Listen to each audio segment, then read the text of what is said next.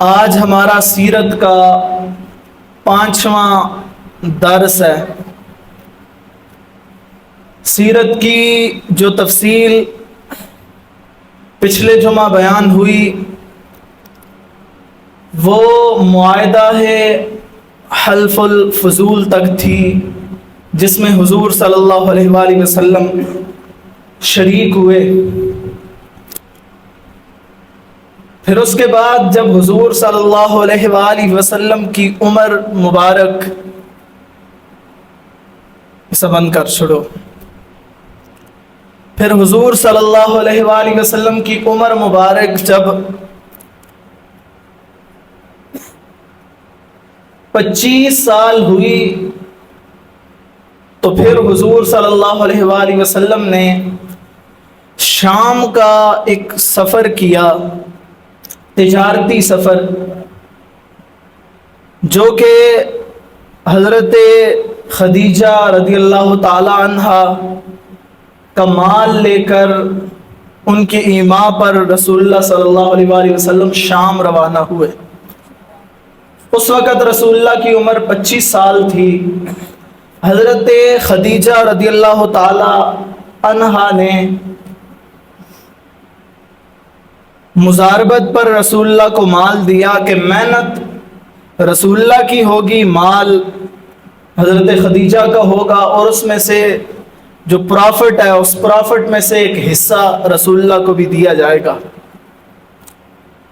اور حضرت خدیجہ نے ساتھ اپنا غلام جس کا نام تھا میسرہ، وہ بھی رسول اللہ کے ساتھ بھیجا۔ اس وقت تک حضرت خدیجہ اور رسول اللہ کی شادی نہیں ہوئی تھی، یہ اس سے پہلے کا واقعہ ہے۔ حضور صلی اللہ علیہ وآلہ وسلم شام کی طرف گئے، اور پھر وہ جو میسرہ حضرت خدیجہ کا غلام تھا، اس نے راستے میں رسول اللہ صلی اللہ علیہ وآلہ وسلم پر اترنے والی برکات، آپ کی فہم و فراست، آپ کی سچائی، آپ کی امانت داری، آپ کی دیانتداری کو اس نے دیکھا، اور راستے میں اس نے بہت سارے واقعات دیکھے۔ ان واقعات میں سے ایک یہ بھی مشہور ہے کہ حضور صلی اللہ علیہ وآلہ وسلم ایک جگہ ایک درخت کے نیچے تشریف فرما ہوئے، تو ایک عیسائیوں کا راہب کہیں سے بھی آ گیا، اور روایات بتاتی ہیں کہ یہ اس راہب کا جانشین تھا جو حضور صلی اللہ علیہ وآلہ وسلم نے جب پہلا سفر کیا ابو طالب کے ساتھ، تو جناب ابو طالب اور پورے مکہ والوں کی جس راہب نے دعوت کی تھی، جس کا نام تھا بحیرہ، جس کا تذکرہ پچھلے جمعہ ہوا، اور پھر اس نے حضرت ابو طالب سے کہا تھا یہ بچہ، اس میں ساری صفات وہ موجود ہیں جو آخری نبی کی صفات ہیں، تم اسے شام نہ لے کے جاؤ، اسے یہیں سے تم جو ہے وہ واپس مکہ بھیج دو۔ چونکہ یہودی قتل کا ارادہ رکھتے تھے، وہ انتظار میں تھے کہ آخری نبی بنی اسرائیل میں پیدا ہو، اللہ نے آخری نبی بنی اسماعیل میں پیدا کر دیا۔ پھر ابو طالب نے بھیج دیا تھا رسول اللہ کو واپس۔ تو روایات میں آتا ہے یہ جو راہب تھا یہ اس راہب کا جانشین تھا جس کا نام تھا نستورہ، نستورہ اس کا نام تھا۔ رسول اللہ بیٹھے ہوئے تھے ایک درخت کے نیچے گرجا کے پاس، تو یہ آ گیا اور کہنے لگا کہ اس درخت کے نیچے حضرت عیسیٰ کے بعد کوئی بھی شخص نہیں بیٹھا مگر وہ نبی ہے۔ یعنی اس درخت کے نیچے، اس کے کہنے کا مطلب یہ تھا حضرت عیسیٰ بیٹھے ہیں اور اس کے بعد آپ بیٹھے ہیں تو آپ اللہ کے آخری نبی ہیں، یا اس کا مطلب یہ تھا کہ حضرت عیسیٰ کے بعد اس درخت کے نیچے کوئی نبی نہیں بیٹھا، آپ بیٹھے ہیں تو آپ اللہ کے نبی ہیں۔ پھر اس نے جو میسرہ تھا حضرت خدیجہ کا غلام، اس میسرہ سے پوچھا کہ یہ جو شخص تمہارے ساتھ ہے اس کی آنکھوں میں یہ جو سرخی ہے یہ دھول یا مٹی وغیرہ کی وجہ سے ہے یا دائمی ہے؟ تو میسرہ نے کہا یہ تو ہمیشہ سے ہے، دائمی ہے۔ تو کہنے لگا ہوا آخر الانبیاء، یہی تو آخری نبی ہیں، یہی تو آخری۔ اور یہ رسول اللہ نے ابھی اعلان نبوت نہیں کیا تھا 15 سال پہلے، وہ کہہ رہا ہے یہ اللہ کے نبی ہیں۔ اور پھر میسرہ نے دیکھا کہ رسول اللہ سفر میں جا رہے ہیں تو سفر میں بادل اور فرشتے جو ہے وہ آپ کے اوپر سایہ کیے ہوئے ہیں، اور اس نے دیگر بہت ساری برکات دیکھی۔ تجارت میں تو نفع دگنا چگنا ہوا ہی تھا، دیگر بھی اس نے بہت ساری برکات دیکھی۔ اور پھر واپس آ کے اس نے حضرت خدیجہ سے ان ساری باتوں کا تذکرہ کیا۔ اچھا، یہاں میں یہ بات کرنا بھی مناسب سمجھوں گا، ہم جب یہ بات کہتے ہیں کہ حضور صلی اللہ علیہ وآلہ وسلم کی سیرت ایک مسلمان کے لیے ایسا نمونہ ہے کہ مسلمان کی زندگی کا ایک ایک گوشہ وہ اپنے ایک ایک گوشے سے رہنمائی رسول اللہ کی سیرت سے لے سکتا ہے، اپنی زندگی کے ایک ایک گوشے میں رسول اللہ کی سیرت سے وہ رہنمائی لے سکتا ہے۔ رسول اللہ جب تجارت کے لیے تشریف لے گئے تو یاد رکھیں دنیا میں پہلی دفعہ یہ والا بزنس ماڈل حضور صلی اللہ علیہ وآلہ وسلم نے متعارف کروایا، جو آج ہر ریڑی بان ہر دکان والا اس بزنس ماڈل کو اپنائے ہوئے ہے۔ اور وہ کیا ہے؟ چونکہ اس دور میں روٹی یا کٹا ہوا گوشت یا دودھ یہ چیزیں نہیں بیچی جاتی تھیں۔ میں نے ایک دفعہ پہلے بھی بات کی تھی کہ آج سے 25-30 سال پہلے تک بھی دودھ نہیں بیچا جاتا تھا، اور لوگ اسے معیوب سمجھتے تھے۔ جو گھر دودھ بیچتا تھا لوگ بڑے معیوب انداز میں کہتے تھے کہ اب یہ دودھ بیچنے لگ گئے۔ آج انسانیت نے ترقی کی ہے تو اب پانی بھی، منرل واٹر بھی بک رہا ہے۔ تو اس دور میں چونکہ یہ چیزیں نہیں بکتی تھیں، اس دور میں جو تجارت تھی وہ یا تو کپڑے کی تھی یا کھجوروں کی تھی۔ تو رسول اللہ صلی اللہ علیہ وسلم کھجوروں کی جو تجارت تھی، آپ نے کھجوروں کی 3 ڈھیریاں مقرر فرمائیں، یعنی ایک یہ ڈھیری جو سب سے عمدہ کھجوریں تھیں وہ آپ نے پہلی ڈھیری میں رکھیں، پھر جو اس سے نچلی سطح کی کھجوریں تھیں وہ آپ نے دوسری ڈھیری میں رکھیں، پھر جو سب سے نچلی سطح کی کمزور کھجوریں تھیں وہ آپ نے تیسری ڈھیری میں رکھیں۔ اب یہ جو پہلی ڈھیری تھی یہ ان لوگوں کے لیے تھی جنہیں پیسے سے کوئی غرض نہیں ہوتی، جو کہتے ہیں ہمیں چیز بس اچھی ملنی چاہیے، اور دوسری جو ڈھیری تھی وہ جو مڈل کلاس لوگ ہیں ان کے لیے تھی، اور تیسری جو ڈھیری تھی وہ جو غربت کی نکیر سے بھی نیچے کے لوگ تھے ان کے لیے تھی۔ اب یہ جو اچھی والی کھجور 1 کلو اگر 100 روپے کی کوئی بندہ لے کے جاتا تھا تو یہ جو سب سے نچلی سطح والی تھی یہ 100 روپے کی 2 کلو غریب بندے کو مل جاتی تھی۔ تو یہ بزنس ماڈل سب سے پہلے حضور صلی اللہ علیہ وآلہ وسلم نے متعارف کروایا، اور آج ہر ریڑی بان ہر دکاندار اس پہ عمل پیرا ہے۔ تو اب یہ ساری باتیں آ کے میسرہ نے حضرت خدیجہ سے کی کہ رسول اللہ کی دیانتداری، امانتداری، سچائی، آپ کی فہم و فراست، آپ کی معاملہ فہمی، اور پھر اللہ کی آپ کے ساتھ مدد۔ تو حضرت خدیجہ بڑی متاثر ہوئی رسول اللہ صلی اللہ علیہ وآلہ وسلم سے، اور حضرت خدیجہ نے حضور صلی اللہ علیہ وآلہ وسلم کو بعض روایات میں آتا ہے اپنی ایک سہیلی کے ہاتھوں، اور بعض روایات میں آتا ہے اپنے چچاؤں کے ہاتھوں رسول اللہ کو حضرت خدیجہ نے نکاح کا پیغام بھیجا۔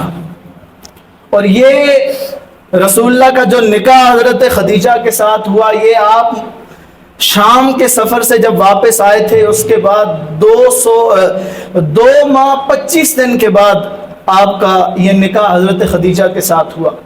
اور یہاں میں یہ بات بھی کرتا چلوں، اب دیکھیں حضرت خدیجہ نے خود پیغام بھیجا رسول اکرم صلی اللہ علیہ وآلہ وسلم کو نکاح کے لیے۔ آج دیکھیں نا ہمارے دور کے اندر لڑکی والے پیغام نہیں بھیجتے، لڑکے والوں کے ہاں، اور اس چیز کو معیوب ہمارے معاشرے کے اندر سمجھا جاتا ہے کہ لڑکی والے نکاح کا پیغام لڑکے والوں کے ہاں بھیجیں۔ عموماً لڑکے والے پیغام بھیجتے ہیں لڑکی والوں کے ہاں۔ حالانکہ یہ بھی تو رسول اللہ کی سیرت ہے نا کہ لڑکی والے پیغام بھیج رہے ہیں لڑکے کے ہاں. حضرت خدیجہ خود پیغام بھیج رہی ہیں اپنے نکاح کا رسول اللہ کے ہاں. تو آج کے دور میں جو ہمارا معاشرہ ہے یہ اتنا حیادار یا وزادار نہیں ہے جتنا حیادار یا وزادار معاشرہ وہ تھا. اس میں حیا بھی تھی، اس میں شرم بھی تھی، وزا بھی تھی. آج کے دور میں اتنی حیا یا شرم نہیں ہے. تو ہم نے ان روایات کو پس پشت ڈال دیا ہے اور ہم سمجھتے ہیں یہ حیا کا تقاضا ہے، حالانکہ یہ حیا کا تقاضا نہیں ہے. اگر آپ کی بیٹی بوڑھی ہو رہی ہے، اس کی عمر گزر رہی ہے اور مناسب رشتہ نہیں آ رہا، تو آپ کوئی مناسب رشتہ اپنے خاندان میں دیکھتے ہیں تو اپنی بیٹی کا رشتہ بذات خود آپ لڑکے والوں کے ہاں بھیج دیا کریں. یہ رسول اللہ کی سنت ہے. اور پھر دوسری بات کہ دیکھیں حضرت خدیجہ نے پیغام بھیجا رسول اللہ کے ہاں اپنے چچاؤں کے ذریعے، اور رسول اللہ اس وقت بیٹھے تھے کعبے کے گرد یا کعبے کے اندر. مختلف روایات ہیں. تو رسول اللہ نے بڑی خوبصورت بات ارشاد فرمائی کہ خدیجہ کے اگر چچا پیغام لے کے آئے ہیں تو اب میرے بھی چچا ہی پیغام لے کے جائیں گے. اب میرے بھی چچا پیغام دے. تو اس سے ایک بات یہ بھی ہے کہ آج کے دور میں بعض پرانے ذہن رکھنے والے بزرگ، چونکہ پرانے دور میں شرم تھی، حیا تھی، وضع تھی، رواداری تھی، آج کے دور میں بھی بعض بزرگ بچوں سے ان کا رشتہ کرتے وقت ان کی مرضی نہیں پوچھتے. کہتے ہیں جی بچے تو نادان ہوتے ہیں، ان سے ان کی مرضی کیا پوچھنی. حالانکہ یہ بھی تو سنت ہے رسول اللہ صلی اللہ علیہ وسلم کی کہ پسند کی شادی کی جائے، بچوں سے ان کی مرضی پوچھی جائے. اور قرآن بھی کہتا ہے ما طاب لکم من النساء، عورتوں میں سے جو تمہیں پسند ہو تم اس سے نکاح کرو، مثنی و ثلاث و رباع. تو یہ ساری چیزیں سیرت کا حصہ ہیں. ان چیزوں کو ہم نے آج کے دور میں حیا کا نام دے کے پس پشت ڈال دیا. بہرحال یہ میرا موضوع نہیں ہے. تو حضرت خدیجہ نے پیغام بھیجا اور رسول اللہ کا نکاح طے ہوا. جناب ابو طالب نے آپ کا نکاح پڑھایا اور نکاح کا خطبہ بھی کتابوں کے اندر درج ہے. 20 اونٹ جو ہے وہ آپ کا حق مار تھے. نکاح کا جو خطبہ تھا اس میں حضرت ابو طالب نے رسول اللہ کی بھی تعریف کی، حضرت خدیجہ کی بھی تعریف کی اور فرمایا کہ یہ دونوں بڑے عالی نسب ہیں، اور دیگر بھی بہت ساری دونوں کی شرافت کا ذکر کیا. حضرت خدیجہ جو تھیں، حضرت خدیجہ کے والد کا نام تھا خویلد بنت العزا، یعنی وہ خویلد بن العزا، وہ عزا کے بیٹے تھے خویلد. تو خویلد جو تھے یہ بڑے مالدار آدمی تھے. انہوں نے بڑا مرتے وقت بڑا ترکہ اپنے مال میں چھوڑا تھا اور وہ سارا ترکہ حضرت خدیجہ کے پاس آیا تھا اور حضرت خدیجہ بھی اس مال پر تجارت کرتی تھیں. رسول اللہ کے ساتھ نکاح سے پہلے حضرت خدیجہ کے 2 نکاح ہو چکے تھے اور یہ ان کا تیسرا نکاح تھا، اور رسول اللہ کا یہ پہلا نکاح تھا جو 25 سال کی عمر میں ہوا. انشاءاللہ حضرت خدیجہ کا جو ذکر ہے یہ تفصیلاً ہم پھر جب بعد میں انشاءاللہ ہم ان کا ذکر تفصیلاً کریں گے. حضرت خدیجہ نے اسلام کے لیے بڑی قربانیاں دی، بڑی قربانی. انشاءاللہ ان ساری قربانیوں کا بعد میں ذکر ہوگا. حضور صلی اللہ علیہ وآلہ وسلم کی جتنی بھی اولاد ہے وہ ساری اولاد ماں سوائے ایک بیٹے کے حضرت خدیجہ کے بطن سے ہے.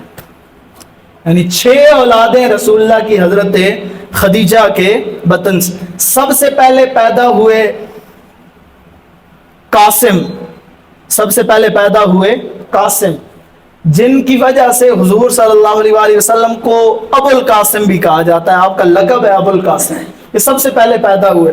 پھر آپ کی بڑی بیٹی زینب پیدا ہوئیں اور پھر اس کے بعد رقیہ پیدا ہوئیں، پھر اس کے بعد کلثوم، ام کلثوم پیدا ہوئیں، پھر اس کے بعد جو ہے وہ عبداللہ، پھر اس کے بعد جناب حضرت سیدہ فاطمہ سلام اللہ علیہا آپ پیدا ہوئیں، پھر اس کے بعد جو ہے آپ کے بیٹے عبداللہ پیدا ہوئے۔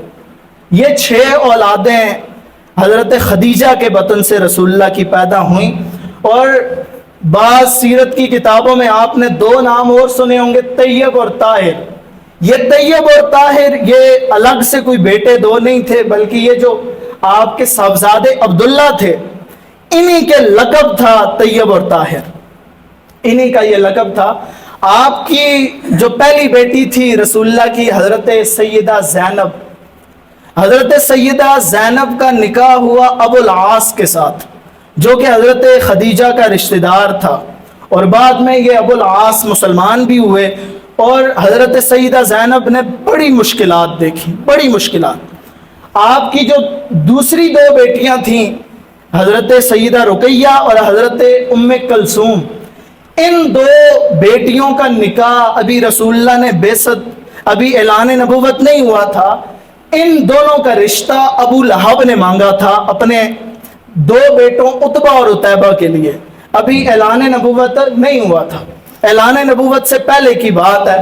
اور بچپن میں ہی رسول اللہ کی ان 2 بیٹیوں کا نکاح ابو لہب کے 2 بیٹوں عتبہ اور عتیبہ کے ساتھ ہو چکا تھا، لیکن جب رسول اللہ نے، ابھی رخصتی نہیں ہوئی تھی، صرف نکاح، جو بچپن میں عموماً خاندانوں میں نکاح کر دیا جاتا ہے، تو جب رسول اللہ صلی اللہ علیہ وسلم نے کی بعثت ہوئی، آپ نے نبوت کا اعلان کیا، تو ابو لہب وہ شخص تھا جس نے بڑھ چڑھ کے، حالانکہ چاچا تھا رسول اللہ کا، لیکن بڑھ چڑھ کے اس نے رسول اللہ کو اذیت دی، تکلیف پہنچائی، اور پھر اپنے رسول اللہ کو تکلیف پہنچانے کے لیے اس نے اپنے دونوں بیٹوں عتبہ اور عتیبہ سے کہا کہ تم رسول اللہ کی دونوں بیٹیوں کو طلاق دے دو، حالانکہ ابھی رخصتی نہیں ہوئی تھی، صرف نکاح ہوا تھا۔ تو ان دونوں نے پھر رسول اللہ صلی اللہ علیہ وسلم کی ان دونوں صاحبزادیوں کو طلاق دے دی تھی۔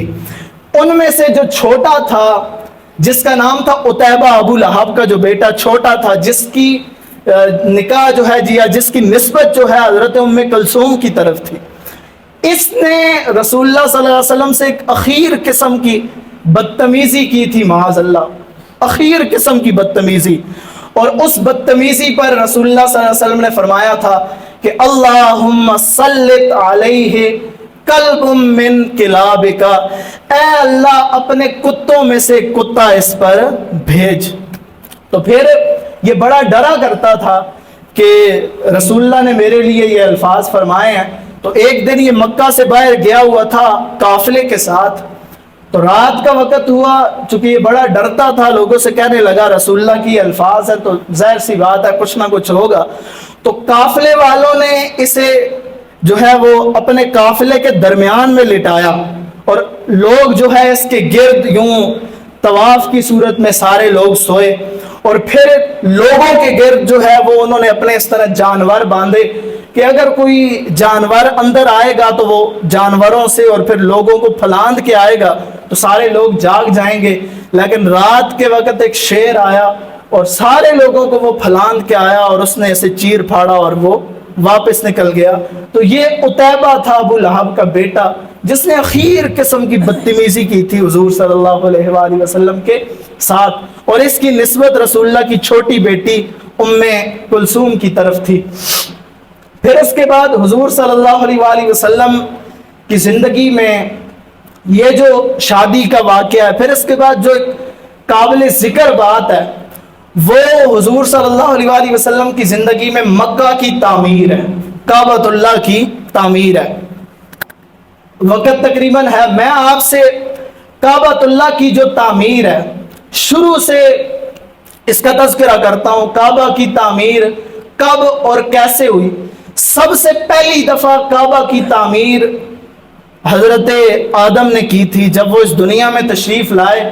چونکہ اس وقت دنیا میں کوئی گھر تو تھا نہیں، اوپر آسمان تھا، تو حضرت آدم نے اللہ رب العزت کی بارگاہ میں التجا کی تھی، یا اللہ کوئی ایسا گھر ہو جو تیری تجلیات کا مرکز ہو۔ تو اللہ رب العزت نے حضرت آدم کو حکم دیا تھا کہ تم کعبۃ اللہ کی تعمیر کرو. اور انہوں نے بیت المعمور کے نیچے حضرت آدم نے کعبۃ اللہ کی سب سے پہلی تعمیر حضرت آدم نے کی تھی. پھر جب طوفان نوح آیا تو طوفان نوح میں ساری دنیا ڈوبی تو کعبۃ اللہ بھی ڈوب گیا. پھر اس کے بعد جو دوسری تعمیر تھی وہ حضرت ابراہیم اور آپ کے بیٹے حضرت اسماعیل ذبیح اللہ نے کی کعبہ کی. چونکہ قرآن پاک کے اندر آتا ہے وَإِذْ يَرْفَعُ إِبْرَاهِيمُ الْقَوَاعِدَ مِنَ الْبَيْتِ وَإِسْمَاعِيل کہ جب ابراہیم نے اس کی بنیادوں کو اٹھایا تو قرآن بتاتا ہے کہ بنیادیں پہلے سے تھیں, انہیں حضرت ابراہیم نے اٹھایا. بلکہ روایات بتاتی ہیں حضرت جبریل نے آ کے ان بنیادوں کے بارے میں حضرت ابراہیم کو بتایا کہ یہ وہ جگہ ہے جہاں حضرت آدم نے کعبے کو تعمیر کیا تھا. تو یہ کعبۃ اللہ کی دوسری تعمیر تھی.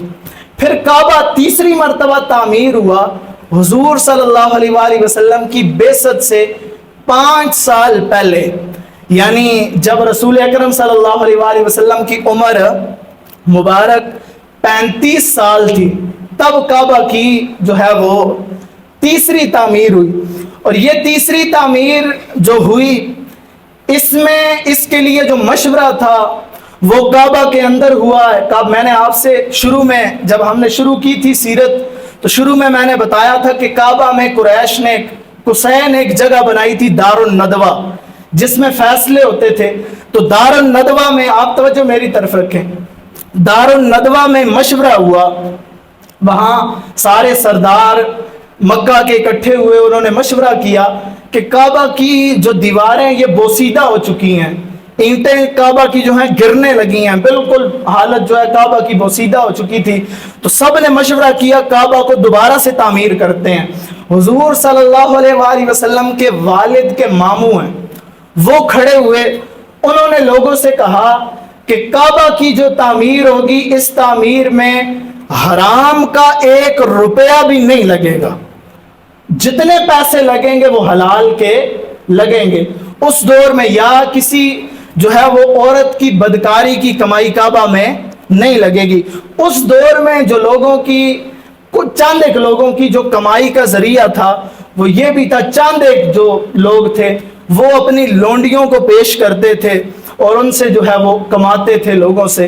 تو انہوں نے کہا کہ اس کعبے میں حرام کی کمائی یا کسی عورت کی بدکاری کی کمائی اس کعبے کے اندر شامل نہیں کی جائے گی. سب نے فیصلہ کیا اور طے ہو گیا کہ کعبے کی فلاں دیوار جو ہے یہ قبیلہ بنائے گا, فلاں یہ قبیلہ بنائے گا, فلاں دیوار یہ قبیلہ اور فلاں یہ قبیلہ. طے ہو گیا بات.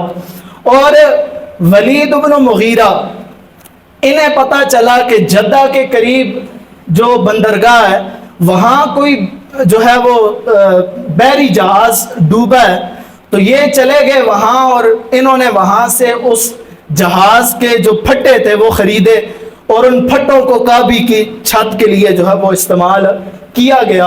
اور پھر جو لوگوں کے درمیان معاملہ ہوا وہ یہ تھا اب کوئی بھی شخص کعبے کو ہاتھ نہ لگائے کہ کعبے کو سب سے پہلے گرائے گا کون, چونکہ لوگ ڈرتے تھے. اصحاب الفیل کا واقعہ بھی ابھی قریب ہوا تھا, لوگ ڈرتے تھے.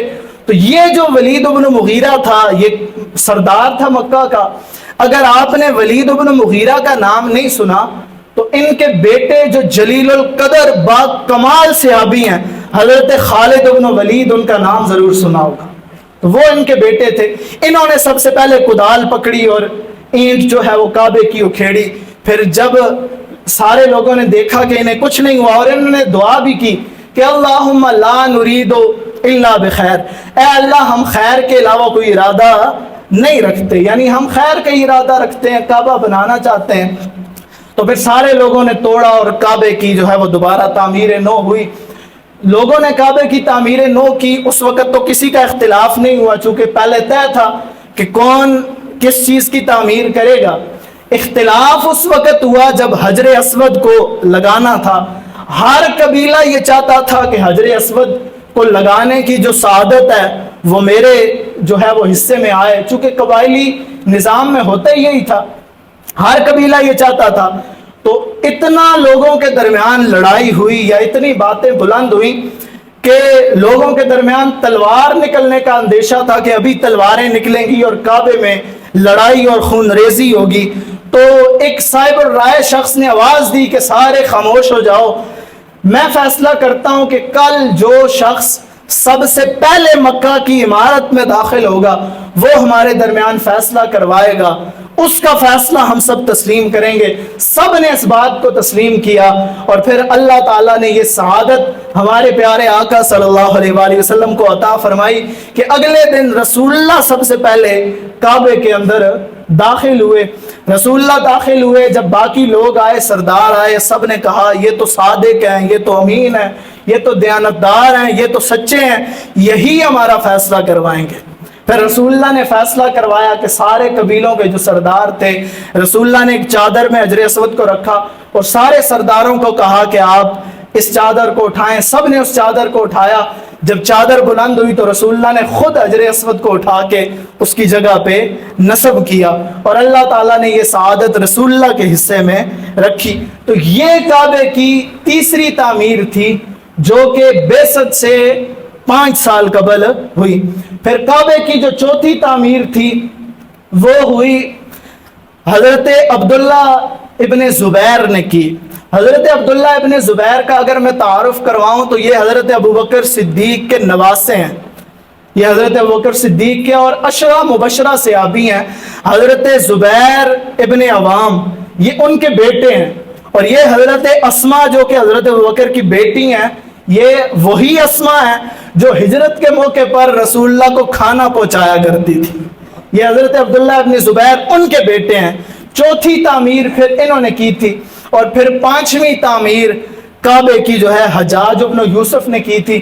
اس کے بعد آج تک نئی تعمیر کعبے کی نہیں ہوئی، یعنی وہ جو ڈھانچہ حجاج ابن یوسف نے کعبے کا بنایا تھا اسی ڈھانچے پر جو ہے اب تک جو نئی تعمیریں ہوتی ہیں وہ اسی ڈھانچے پہ ہوتی ہیں۔ یعنی ابھی جو 35 سال پہلے یا 32-34 سال پہلے جو تعمیر ہوئی اس میں بھی انہوں نے یہ کیا کہ انہوں نے کہا کہ کعبے کی جو دیواریں ہیں ان دیواروں سے ایک خاص طریقے سے مسالہ نکالا گیا اور نیا مسالہ وہاں انہوں نے بھرا، یعنی وہی ڈھانچہ جو حجاج ابن یوسف نے بنایا تھا اسی ڈھانچے پر آج تک جو ہے وہ کعبہ بنا ہوا ہے۔ تو یہ کعبے کی 5ویں تعمیر تھی، اور اس میں خاص بات یہ تھی کہ اس جو تیسری تعمیر تھی اس میں حضور صلی اللہ علیہ وآلہ وسلم بھی شریک تھے۔ انشاءاللہ آئندہ جو جمعہ ہے میرا ارادہ تھا کہ ہم اسی جمعے پہ حضور صلی اللہ علیہ وآلہ وسلم کی جو بعثت ہے، یعنی آپ کا اعلان نبوت ہے، سیرت کی تفصیل ہم اسی جمعے وہاں سے شروع کر دیں گے، لیکن بات بڑھتے بڑھتے جو ہے وہ یہاں تک پہنچائی ہے اور بات ختم ہی نہیں ہوئی۔ تو انشاءاللہ ہم آئندہ جمعے سے حضور صلی اللہ علیہ وآلہ وسلم کی جو سیرت ہے وہ بیان کریں گے، جب رسول اللہ نے بعثت کا اعلان کیا، جب آپ نے نبوت کا اعلان کیا، پھر لوگوں کا رد عمل، پھر لوگوں کی باتیں اور پھر مشکلات، پھر صعوبتیں، پھر دین کیسے پھیلا۔ انشاءاللہ ہم یہ بات آئندہ جمعے سے کریں گے۔ حضور صلی اللہ علیہ وآلہ وسلم کی سیرت یہ سیکھنا اور حضور صلی اللہ علیہ وآلہ وسلم کی سیرت پر عمل کرنا یہ ایک مسلمان کے لیے بڑا ضروری ہے، چونکہ رسول اللہ کی جو اطاعت ہے وہ ہمارے ایمان کا حصہ ہے۔ رسول اللہ کی اطاعت ہمارے ایمان کا حصہ ہے، اور ہمارا دین کہتا ہے کہ تم نے رسول اللہ کی اطاعت کرنی ہے۔ قرآن پاک میں اللہ ایک جگہ ارشاد فرماتے ہیں کہ وَأَقِیمُوا الصَّلَاةَ وَآتُوا الزَّکَاةَ وَأَطِیعُوا الرَّسُولَ لَعَلَّکُمْ تُرْحَمُونَ۔ اللہ فرماتا ہے تم نماز قائم کرو، تم زکوٰۃ ادا کرو، اور تم رسول اللہ کی اطاعت کرو تاکہ تم پر رحم کیا جائے۔ قرآن پاک میں آپ کو یہ بات تو ملے گی کہ اللہ فرما رہا ہے تم رسول اللہ کی اطاعت کرو ایک جگہ پر، لیکن آپ کو یہ بات قرآن پاک میں نہیں ملے گی اللہ فرما رہا ہو کہ تم اللہ کی اطاعت کرو اور اللہ نے اپنے ساتھ رسول اللہ کی اطاعت کا ذکر نہ کیا۔ اللہ نے اپنے ساتھ رسول اللہ کی اطاعت کا یہ آپ کو قرآن پاک میں، پورے قرآن میں آپ کو کہیں نہیں ملے گی۔ وجہ کیا ہے؟ چونکہ اللہ نے فرمایا مَن یُطِعِ الرَّسُولَ فَقَدْ اطاع اللَّہ، جس نے رسول کی اطاعت کی در حقیقت اسی نے رب کی اطاعت کی۔